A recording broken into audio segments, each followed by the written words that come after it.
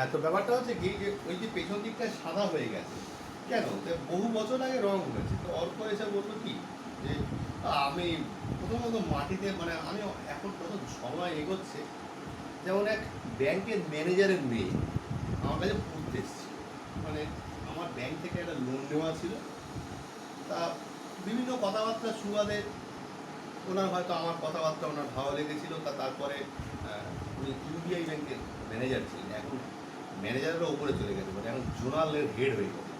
তো যাই হোক, তা উনি আমাকে বললেন যে ওনার মেয়েও সিবিএসসি বোর্ডে পড়তো মহাদেবী বিল্ডারে কলকাতা। তা ওটা যে আমার মেয়ে একদম পড়াশোনা করে না, আপনার বাড়িতে পাঠিয়ে দেবো, সারাদিন থাকবে, হ্যাঁ একটুখানি পিটিয়ে পুটিয়ে পড়াবে, তাই পাঠাবেন। তো তা আমি ওনার স্ত্রীকে দিয়ে পাঠালেন। তা আমি প্রথমে ঠিক বলে দেয় উনি গাড়ি করে আসছেন, একটা ম্যানেজার, হাই ফাই ব্যাপার, আমার মাটিতে বসে পড়া। আমি ওনাকে বললাম দেখুন আমার কিন্তু মাটিতে বসে পড়া, আমি উল্টোপাল্টা কথা বলবো, ফার্স্টেই বললাম যে আপনার ম্যানেজারের মেয়ে বলে আমি কিন্তু কোনো রকম করতে পারবো, যা তা বলবো, কাঁদতে কাঁদতে হয়তো বাড়ি চলে যাবে, এগুলো মানবেন কি? তাহলে পাঠান, আমরা ছেড়ে দিই। বলুন না না, আমাদের কোনো অসুবিধা নেই। তো যাই হোক, তারপরে মেয়েটি আমাকে 2 বছর ধরে পড়েছিল এবং খুব ভালো রেজাল্ট করেছিল, এবং ওর বাবা কোনো করতো না, মানে আমার কত ফিস জানে, স্ট্রেট 2000 টাকা মানে পুরো সময় আবার 3-4টে জামাও উপহার দিতে পারে। হ্যাঁ, এবার অর্থ ভাবে কি ধান্দা করছে, 2000 টাকা মাইনে আছে বলতে জামা দিন নাকি। তো যাই হোক, সেটা কথা না, বক্তব্য হচ্ছে কি যে ওই যে পেছন দিকটা সাদা হয়ে আছে, তাহলে এটা তোমার একটা প্রোডাকশন হাউস, তোরাতে পড়াচ্ছে কন্টিনিউয়াস, এখান থেকে আমার নন স্টপ আর্নিং আসছে, কিন্তু ওই জায়গাটা যে সাদা হয়ে আছে, তো ওই জায়গাটা ওই জায়গাটা নষ্ট হয়ে গেছে, দ্যাট ইজ ডেপ্রিসিয়েশন। দেখ, এই যে ওটাকে আমার ঠিক করতে হবে, ঠিক করতে গেলে আমার তো এক্ষুনি তো ঠিক করতে না হলেও তো আরও 4-5 বছর এই এক্সাম্পলই দিয়ে যাবো, ঠিক না? পেছন দিকটা কালো হয়ে গেছে, এই এক্সাম্পলই দিয়ে যাবো, কেন? তোদের মাথার তেল লেগে গেছে। তো ওই জন্য ওই জায়গাটা এরকম এরকম করা হয়েছিল তেল রং দিয়ে, যাতে করে ওটা যেন না হয়। তো ব্যাপারটা হচ্ছে কি যে এই যে জায়গাটা, this is for non category, তাহলে ইট ইজ এ এক্সপেন্সেস। কেন বলতো? তার কারণটা হচ্ছে যে আমি যে পড়াচ্ছি, পড়ানোর বিনিময়ে যে আর্নিংটা পাচ্ছি, এই আর্নিংটা করতে গিয়ে ওই জায়গাগুলো এরকমভাবে নষ্ট হয়ে যাচ্ছে। তার মানে কি কোনো স্টুডেন্ট এসে ওখানে কি মানে কাঁইতি দিয়ে মারছে না, তা নয়, ওরকমভাবে খসে যাচ্ছে আস্তে আস্তে। ঠিক প্রোডাকশন হাউসেও তাই, বুঝতে পারলি তো, যে কোনো একটা জিনিস তৈরি করতে গিয়ে মানে মেশিনারিজের একটা ক্ষয়ক্ষতি হয়। এই যেমন তুই যে সাইকেল চালাস, তা সাইকেল চালাতে গিয়ে কি হয়, তুই কি সাইকেল সারা জীবন ধরে চালাস? সাইকেল তো একবার সাইকেল কিনবি, তাহলে যেটা ঘটবে সেটা হচ্ছে যে তাহলে সাইকেলগুলো তো উঠে যাবে, সাইকেলের দোকান যারা সারায় তারা উঠে যাবে। কী হবে, সাইকেল বল বিয়ারিং নষ্ট হয়ে যাবে, সাইকেলের চেন বড় হয়ে যাবে, তুই সেখানে সারাতে যাবে, ইট ইজ এ ডেপ্রিসিয়েশন। এবং সাইকেলটা তুই যদি চালানোটাকে যদি প্রোডাকশান বলে মনে করিস, ওই এক্সপেন্সেসটা তুই যদি না দিস, তো সাইকেলটা চলবে না। তাহলে depreciation is a expenses for running the production. লেখ it is a expenses for for for for continuity of the production, for continuity of the production. It is a nominal account. It is a nominal account.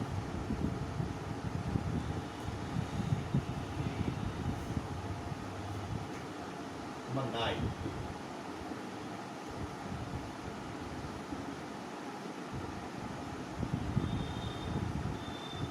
Bank overdraft.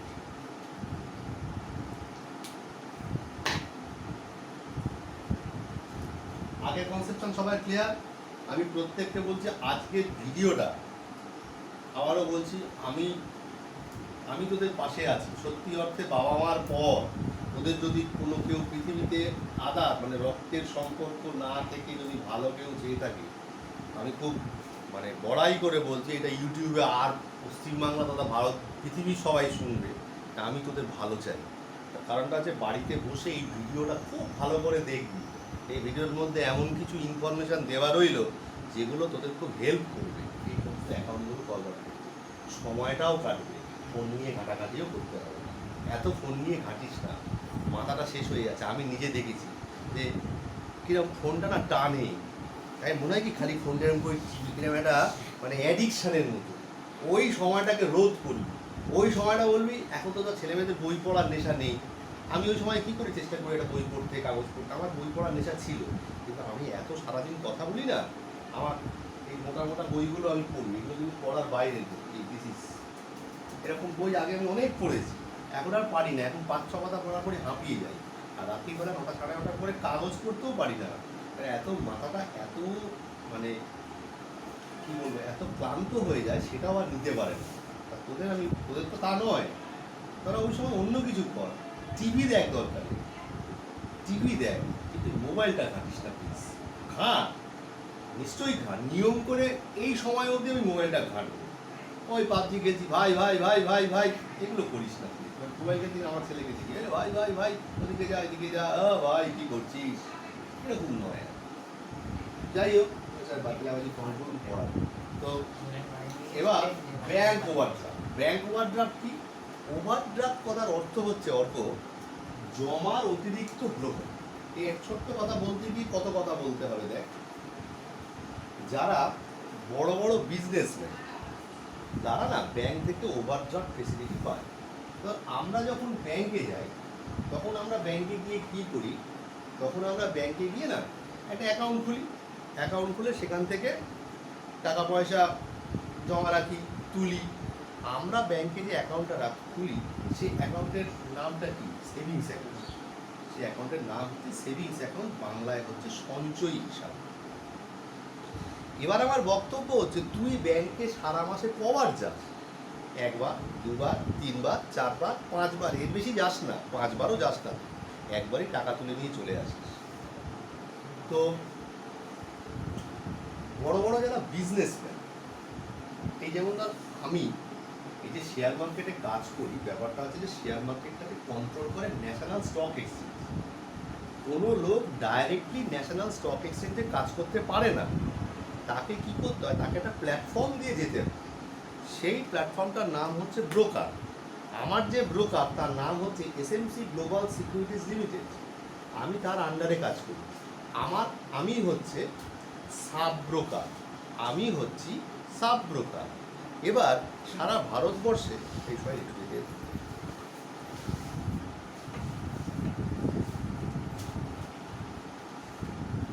সারা ভারতবর্ষে কি হয় যে সারা ভারতবর্ষে SMC global সিকিউরিটিজের এবং আমার মতন sub broker, আমাদেরকে বলা হয় ফ্র্যাঞ্চাইজি। এরকম ফ্র্যাঞ্চাইজি প্রচুর ফ্র্যাঞ্চাইজি আছে, মানে ধর 6-5 তো আছেই। তাহলে 6-5 কী হয়, প্রত্যেকটা ফ্র্যাঞ্চাইজি কিছু কিছু ক্লায়েন্ট আছে, আর এখানে কোনো ক্যাশ ট্রানজ্যাকশান হয় না, সব থ্রু চেকের মাধ্যমে। তাহলে কী করতে হয়, সেই চেকগুলো এসএমসি গ্লোবাল সিকিউরিটি অ্যাকাউন্টে সেখানে ড্রপ করতে হয়। তারপরে এই 500 ফ্র্যাঞ্চাইজি সারাদিনে একটা করেও যদি চেক ফেলে, তাহলে কবার ট্রানজ্যাকশান হয়ে গেল? 500, তার বেশিই হয়, তার বেশিই হয়। তাহলে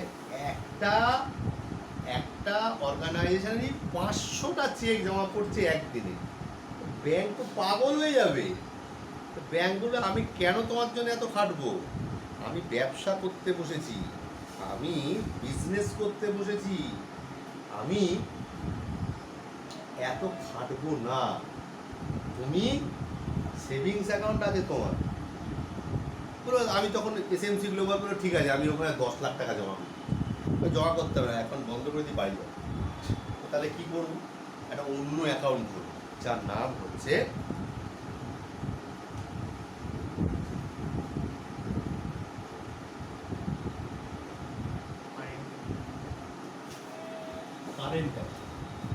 কারেন্ট অ্যাকাউন্ট। অনেক বেশি টাকা দিয়ে করতে হয়। আমি যে ভলিউমে চেক ফেলার কথা বললাম, এই এসএমসি গ্লোবাল এবং যারা ব্যবসা করে, তারা ব্যাংকে হয়তো 50 লাখ, 60 লাখ, 70 লাখ টাকা দিয়ে অ্যাকাউন্ট করে। কেন? তার কারণটা হচ্ছে এত ট্রানজ্যাকশান হয় তো, ব্যাংক এত খাটে তো, ব্যাংক একটা সিকিউরিটি মানি হিসেবে চায়। আমি এত খাটবো মানে কি, 500 বার কম্পিউটারে করতে হবে বিভিন্ন ব্রাঞ্চ থেকে। কারেন্ট অ্যাকাউন্ট খুললো, খোলার পর তাহলে কী হবে, এই কারেন্ট অ্যাকাউন্টের উপর কোনো ইন্টারেস্ট তো পাওয়া যায়ই না। কোনো ইন্টারেস্ট পাওয়া যায় না। আমি ব্যাংকে টাকা রাখি দুটো কারণে, টাকাটা থাকবে ভালো ঠিকঠাক, আর কিছু ইন্টারেস্ট পাবো। এখানে কোনোটাই হবে না। হ্যাঁ, টাকাটা ঠিক থাকবে, বাট কোনো ইন্টারেস্ট তো পাবই না, উল্টে কিছু চার্জ কেটে দিতে পারে এত কাজ করবার জন্য। এবার আসি একটা স্বাভাবিক ঘটনা। ধর আমি একজন বড় বিজনেসম্যান, আমি ব্যাংকে কারেন্ট অ্যাকাউন্ট খুলেছি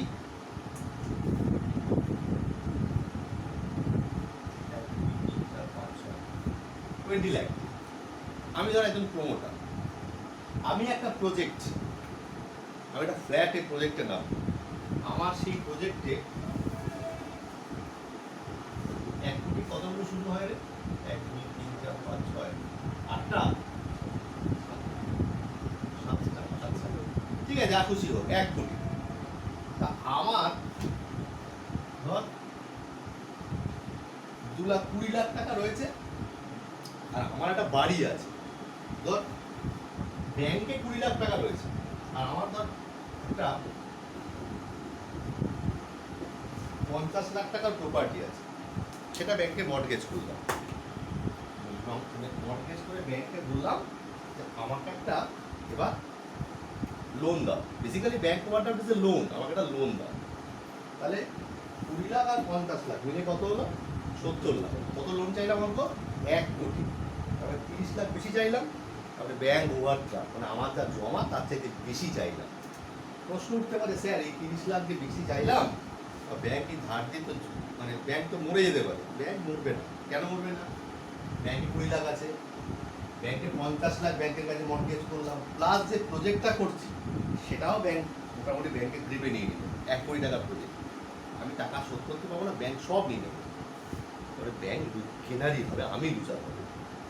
তার মানে কি হচ্ছে, যে আমার যা জমা তার চাইতে আমি ব্যাংক থেকে বেশি নিচ্ছি। দ্যাট ইজ কল্ড হচ্ছে ব্যাংক ওভারড্রাফট। কে নিচ্ছে? আমি কোন অ্যাকাউন্ট? Personal account. ব্যাংক কোন অ্যাকাউন্ট? Personal account. কেন? ব্যাংক ইজ এ ইনস্টিটিউশন, তো এই জন্যে bank overdraft is a personal account. তাহলে ব্যাংক ওভারড্রাফট দিকে লেখ,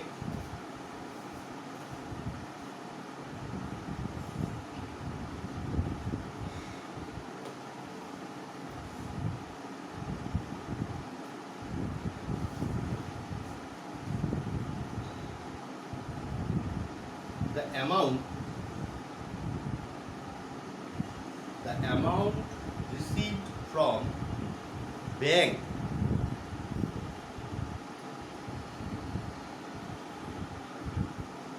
as a loan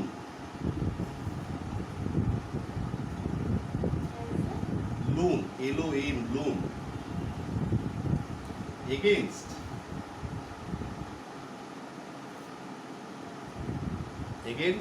current account,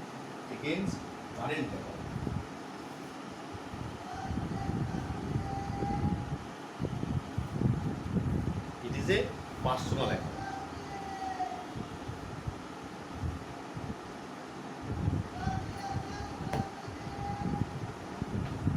ঠিক একই রকম ভাবে ব্যাংক ওভারড্রাফট নিয়ে এতগুলো কথা বললাম, আমি যদি বলি স্ট্রেট লোন, লোন অ্যাকাউন্ট, আমি আর লিখছি না, লোন অ্যাকাউন্ট। হ্যাঁ, ওটা লিখে দিচ্ছি, ইট ইজ এ পার্সোনাল অ্যাকাউন্ট, এবার লিখ লোন অ্যাকাউন্ট, দেখেছিস?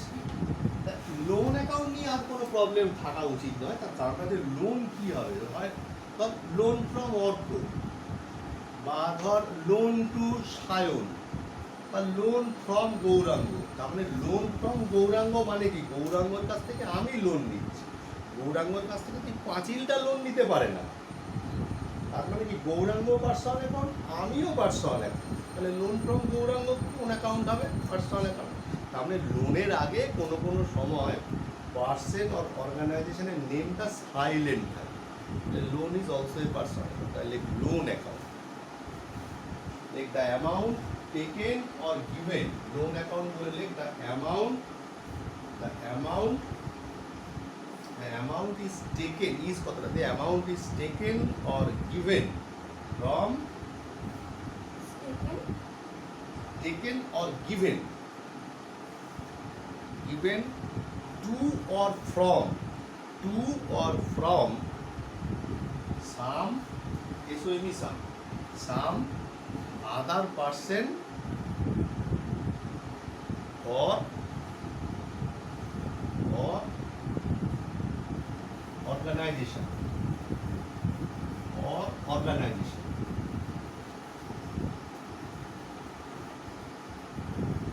It is a personal account. It is a personal account.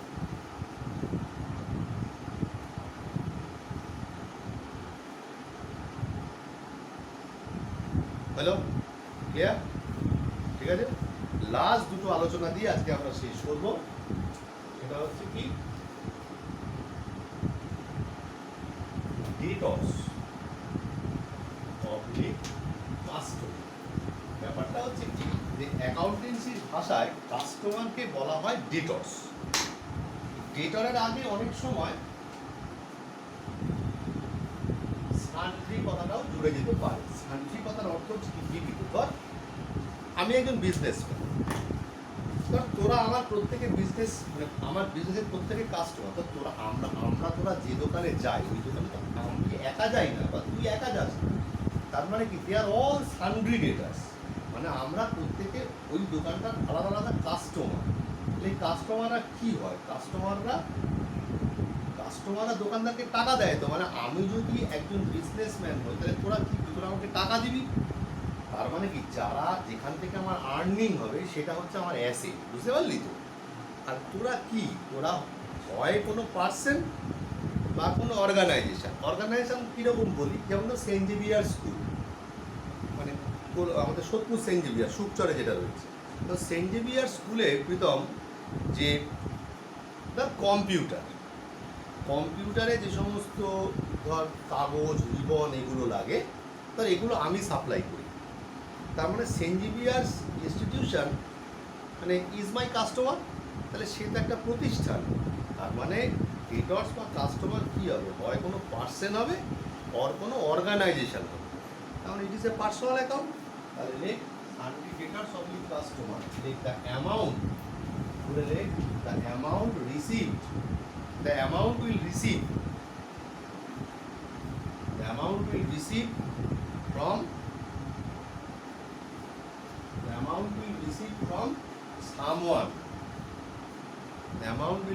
from someone, ব্র্যাকেটে person or organization।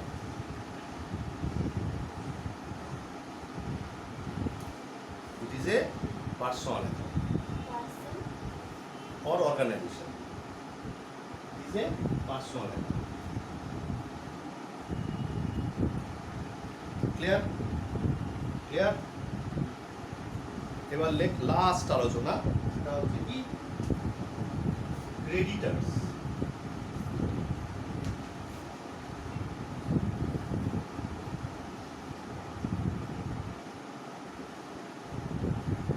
Creditors oblique suppliers.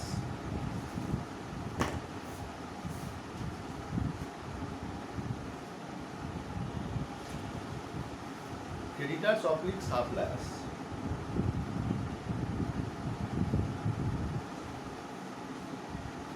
হলো oblique suppliers। তাহলে ক্রেডিটার আর সাপ্লায়ার এই ব্যাপারটা কি? ব্যাপারটা হচ্ছে কি, যে আমি যে তোদের জিনিসগুলো বিক্রি করি, আরে আমাকে তো সেগুলো কোনো জায়গা থেকে নিয়ে আসতে হয়। এইভাবেই তো টোটাল সোসাইটিটা চলছে। তাহলে আমাকে যারা মালটা সাপ্লাই করে, তাদেরকে তো কী করতে হবে, আমাকে তাদের পেমেন্ট করতে হবে, তাই না? তাহলে কী হচ্ছে, তারা আমার সাপ্লায়ার। তার মানে তারা প্রত্যেকেই তো ঠিক ওই রকম ডেটর্সের মতোই, হর person or organization.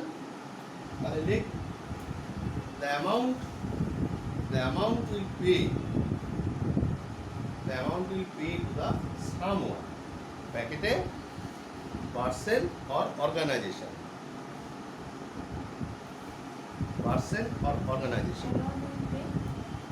amount will pay to someone, bracket a person or organization.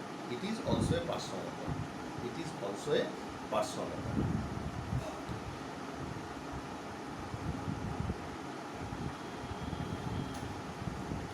তাহলে আমরা মোটামুটিভাবে যত রকম অ্যাকাউন্টের টুইস্ট আসতে পারে সব রকম মানে আলোচনা করলাম। তোদের আজকের তাহলে কাজ কী হবে বাড়িতে গিয়ে, আমি আজকেই কি করব দেখবি।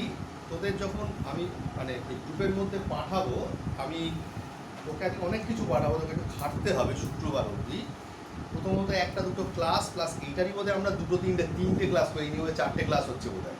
তো এগুলো সব পাঠাবো, পাঠাবার পর দেখবি আমি তোকে পাঠাবো যে classify the following accounts to the traditional approach according to traditional approach. ব্যাপারটা হচ্ছে এই ট্র্যাডিশনাল অ্যাপ্রোচ সম্বন্ধে একটা কথা বলি। ব্যাপারটা হচ্ছে যে এই অ্যাকাউন্টেন্সিকে এক্সপ্রেস করবার দুটো অ্যাপ্রোচ আছে, একটা ব্রিটিশ অ্যাপ্রোচ আর একটা হচ্ছে আমেরিকান অ্যাপ্রোচ। ব্যাপারটা হচ্ছে যে আমাদের ভারতবর্ষে যেহেতু ম্যাক্সিমাম টাইমটা একটা সময় অবধি ব্রিটিশরা শাসন করে গেছে, এক নম্বর কথা। দ্বিতীয় নম্বর কথা হচ্ছে কি যে ব্রিটিশ অ্যাপ্রোচটা আমাদের কাছে অনেক বেশি গ্রহণযোগ্য। তা এই ব্রিটিশ অ্যাপ্রোচটাকেই বলা হয় হচ্ছে ট্র্যাডিশনাল অ্যাপ্রোচ। আমেরিকান অ্যাপ্রোচটা কম ব্যবহার হয়, মানে আমরা জীবনের ম্যাক্সিমাম সময়টাই এই ট্র্যাডিশনাল অ্যাপ্রোচ দিয়েই থাকবো। তাহলে ট্র্যাডিশনাল অ্যাপ্রোচ অনুযায়ী আমাকে কী করতে হবে, এবার অ্যাকাউন্টে ক্লাসিফাই করতে হবে। আমরা পরবর্তী ক্লাসে সেটা করবো। আজকে আমি পাঠিয়ে দেবো, কেউ দয়া করে বাড়ি থেকে করে আনতে চেষ্টা করিস না, এখানে এসে করবি। ওদের বাড়ি থেকে কাজ হবে কি, যে এই যে আমি বিশেষ করে ওই যে classify the accounts, classification of যে অ্যাকাউন্টস করেছিলাম, অ্যাকাউন্টস এরকম ফ্লো চার্ট এনেছিলাম, পার্সোনাল রিয়েল, পার্সোনালকে 3টে ভাগে ভাগ করেছিলাম, নমিনালকে 2টো ভাগে ভাগ করেছিলাম, তারপরে হাইডিং টু মানে কী বলে how to identify easily all accounts, ওই যে বললাম ব্যক্তি বা প্রতিষ্ঠান চোখে দেখা যায় না, এইসব ব্যাপারগুলো ছিল। তো এই জায়গাটাতে দাঁড়িয়ে তুই ওইখান থেকে শুরু করে আজ অবধি খুব ভালো করে খাতা দেখবি আর ক্লাস রেকর্ডিং করবি। মানে আমি তোদের কিন্তু সব রকম ব্যাকআপ দিলাম, একটুও কিন্তু অসুবিধে হওয়ার কথা নয়। এরপরে আমি কি করব, আমি ওটা অ্যাকাউন্টগুলো পাঠাবো, পাঠাবার পর না তুই কী করবি, 1 2 3 বা প্রথম ধর বললাম লিখলাম ধর ক্যাশ অ্যাকাউন্ট করে ড্যাশ, তারপরে ধর লিখলাম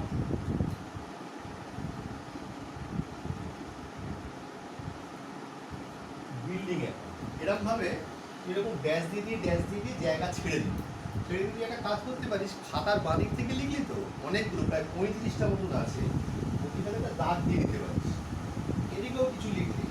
এবার আমার ক্লাসে এসে তুই কী করবি, ক্যাশ অ্যাকাউন্ট তোর যেটা মনে হচ্ছে বসাবি, বিল্ডিং অ্যাকাউন্ট তোর যেটা মনে হচ্ছে বসাবি, মানে পার্সোনাল অ্যাকাউন্ট, রিয়েল অ্যাকাউন্ট আর নমিনাল অ্যাকাউন্ট। ঠিক আছে?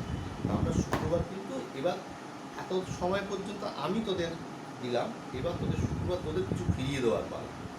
আমি আশা রাখবো 35টার মধ্যে 35টাই রাইট হবে, কারণ আমি যা বুঝিয়েছি তার বাইরে একটা কিচ্ছু থাকবে না। ঠিক আছে? তো আবার তো আজকে এইটুকুই, শুক্রবার দিনকে দেখা হবে।